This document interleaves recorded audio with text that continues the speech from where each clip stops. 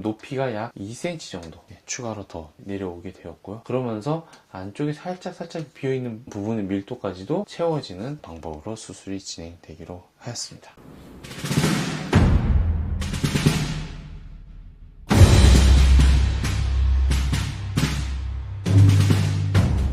안녕하세요. 모발의 프로, 모프로원의 문건호 원장입니다. 제가 오늘 살펴볼 환자분 같은 경우는 이제 40대 중반의 남자 환자분이세요. 6, 7년 전쯤에 강남에 있는 병원에서 수술을 한번 받으셨어요. 절개로 3,000모 정도 했다고 하셨고, 모발에 곱슬이 좀 심하다 보니까 이런 경우 비절개를 채취하면은 생착이 잘 안 될 수 있다 라는 얘기를 듣게 돼서 절개 방법으로 수술을 했다고 하셨고요. 탈모약을 피나스트라이드 프로페시아를 드시고 계시는데, 이 약을 드셨을 때 무기력감을 느끼셔가지고 꾸준히 드시지는 못하고 먹었다가 안 먹었다가 하셨습니다. 그러다가 최근에 저를 찾아왔을 때는 이틀에 한 번 복용을 하고 계셨어요. 이런 탈모약 부작용 때문에 고민을 많이 하시는 분들 계세요. 약을 한번 먹어보고 부작용을 느꼈기 때문에 약을 안 드시는 분들 계시는데, 저는 꼭 얘기를 드리고 싶은 게 사람마다 달라요. 누구는 A라는 얘기 더 잘 듣기도 하고 누구는 B라는 얘기 더 잘 듣기도 하거든요. 이분 같은 경우는 피나스타일 계열 약을 드시고 계셔고 무기력감을 느끼셔서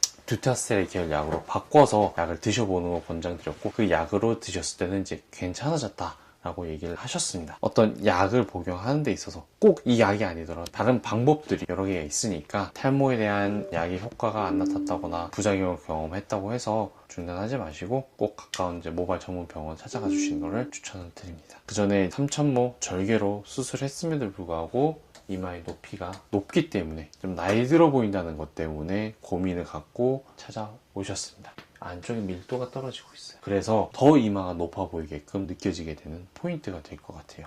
그래서 수술을 했음에도 불구하고 항상 앞머리를 내려서 이식했던 부위를 가릴 수밖에 없었던 케이스 중 하나였습니다. 얼굴의 전체적인 비율을 봤을 때 높이가 좀 더 내려오는 게 좋아 보였고, 안쪽에 밀도도 좀 채워서 보충을 하는 게 전체적인 결과에 있어서 좋을 거라고 판단을 해서 진행하게 되었습니다. 높이가 약 2cm 정도 추가로 더 내려오게 되었고요. 그러면서 안쪽에 살짝 비어있는 부분의 밀도까지도 채워지는 방법으로 수술이 진행되기로 하였습니다. 높이를 조금 더 낮췄고요. 그전에 수술했던 부분이지만 밀도가 떨어지고 있어서 사이사이 조금 더 보강하는 개념으로 수술을 하게 되었습니다. 45도 각도에서 보게 되면은 눈과 그리고 눈썹 부분과에 맞춰서 디자인이 됐고, 또 중요한 거는 그전에 드셨던 피나스테라이드를 이틀에 한 번씩 드셨어요. 이거를 바꿔서 듀타스테라이드 계열로 하루에 하나 이렇게 드실 수 있게끔 이제 플래닝을 잡고 진행하게 되었습니다. 옆에도 같이 내려오면서 전체적으로 균등감 있게 얼굴 향에 맞게끔 교정이 된 모습을 볼 수가 있습니다. 3,000모라는 모수가 필요한 걸로 계산이 되었고, 높이는 2cm가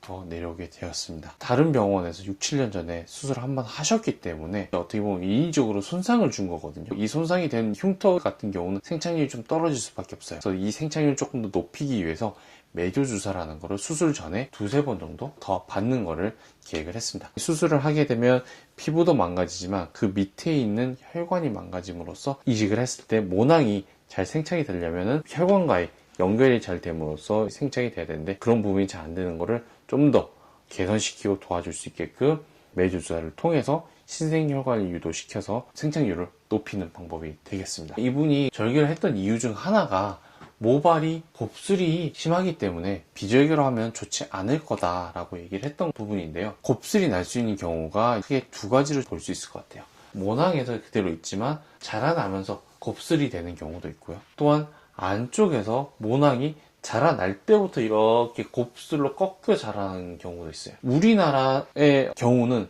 이런 경우가 가장 많습니다. 이러한 모발로 인해서 생길 수 있는 곱슬은 많지 않으니까 꼭 곱슬이라고 해서 내가 비절개를 못하는 거는 아니다 라는 것도 생각해 주시면 좋을 것 같습니다. 이분은 절개가 할 수가 없었어요. 왜냐하면 탄력이 너무 안 좋았거든요. 피부라는 게 무한정 늘어나는 게 아닌데 한번 절개를 했기 때문에 탄력이 너무 좋지 않은 상태에서 만약 절개를 들어간다? 이런 경우에는 피부 자체가 충분히 필요한 3,000모라는 모수를 확보했음에도 불구하고 당겨지지 않아서 봉합이 안 될 수가 있어요. 비절개로 진행이 필요했던 상황이었고요. 곱슬이 걱정이 됐지만 아주 악조건의 곱슬은 아닐 거라고 판단을 해서 비절개로 진행이 되었습니다. 저희 모프로원은 신사역과 압구정역 사이에 위치하고 있으며 전문의인 제가 처음부터 끝까지 상담과 진료를 도와드리고 있습니다.